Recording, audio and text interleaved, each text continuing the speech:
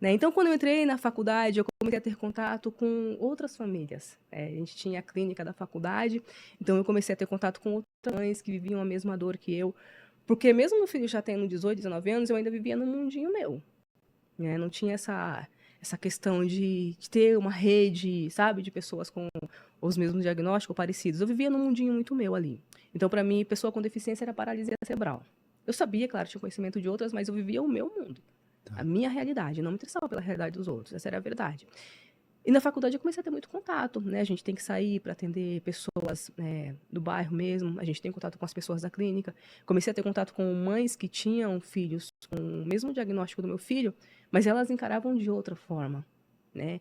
E isso começou a mexer comigo. Eu falei, poxa vida, quantas mães que sofreram a mesma coisa que eu, que ainda sofrem, e que tudo bem, eu sou uma só, mas se eu já fizer a diferença na vida de alguém, eu já estou fazendo diferença na vida de mais alguém, né? E aí eu decidi que eu atuaria. Tá. E hoje, o seu filho tem quantos anos? Hoje meu filho tem 25 anos. 25. 25. 25 anos. É um homem, né? É um homem maior que eu. É um homem. Um homem zarrão, lindo. E hoje você continua sendo a fisioterapeuta que trabalha com ele, que vem Exatamente. As trabalhando. pessoas perguntam muito se eu sou fisioterapeuta do meu filho, né? Na minha página no Instagram, tem bastante trabalhos com ele, né? Tá. Gosto muito de usar isso. Eu costumo dizer que eu não sou a fisioterapeuta dele, né? Tá. Existem outros lugares que a gente frequenta, existem outros fisioterapeutas que também trabalham com ele, mas eu sou fisioterapeuta para ele. Eu lembro que em um determinado momento de muita dificuldade, eu ainda nem, né, tinha começado a faculdade, mas quando eu decidi fazer fisioterapia, aliás, em um momento muito lá atrás, quando eu tive muita dificuldade com profissionais, eu lembro que eu pedia para Deus, Deus me prepara uma boa fisioterapeuta para o meu filho, eu preciso de uma boa fisioterapeuta, porque a gente tem diversos médicos que dão esse aparato pra gente, mas quando você tem uma pessoa com deficiência crônica, que é o caso do meu filho, o profissional que mais lida com ele é o fisioterapeuta. A gente vê uma, duas, às vezes 3 vezes por semana. Então, o médico eu vou ver uma vez por mês, uma vez a cada 3 meses. Dependendo do caso, da estabilidade, uma vez a cada 6 meses. Mas o fisioterapeuta não, é constante ali. Então, eu falava, Deus, me prepara um bom fisioterapeuta. E eu lembro que em uma oração que eu fiz, eu falei, me prepara a melhor fisioterapeuta possível.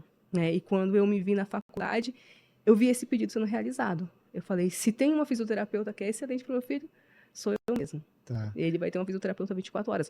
Então eu não sou a fisioterapeuta dele, só dele, mas eu sou para ele principalmente. Entendi.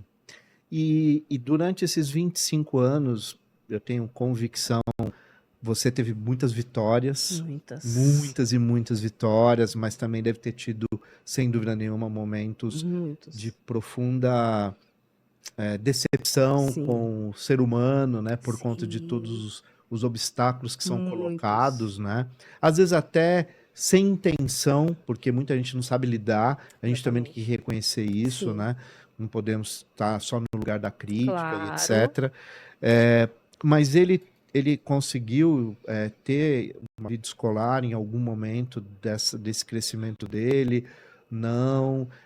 Os avanços aí que você teve, como é que foi? Então, o meu filho, ele tem um comprometimento motor, que é o físico e cognitivo. Tá. Né? Então, ele é o nível máximo do que a gente chama da paralisia cerebral. Não seria só motor, Não, então tem cognitivo não também. é cognitivo. Então, ele não fala, ele não pede, Ah, ele não tá. atende a comandos. Hoje, a acessibilidade e a inclusão escolar, embora ainda tenha deficiências, mas é muito Avançou, mais acessível. A avançou. verdade é essa, avançou bastante. A gente Sim, sabe que tem muita coisa que precisa melhorar, mas a gente tem que entender que avançou também. sim. Então, hoje a gente já vê mais pessoas com deficiência, mesmo intelectual, que a gente chama de múltipla, né, motora e intelectual, dentro de sala de aula.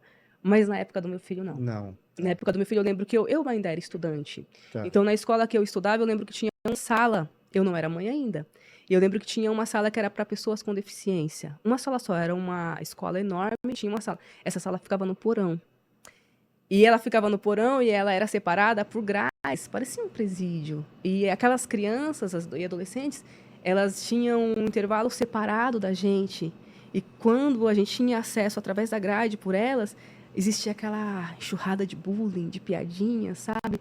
E eu lembro que eu observava aquilo e aquilo já me machucava. E pouco tempo depois veio o meu filho. E essa imagem ficou muito forte em mim. E eu fui muito resistente a colocar o meu filho em uma instituição por conta disso. Eu fiquei pensando, não, eu não vou expor meu filho a isso. Não vou. Então, ele não frequentou escolas.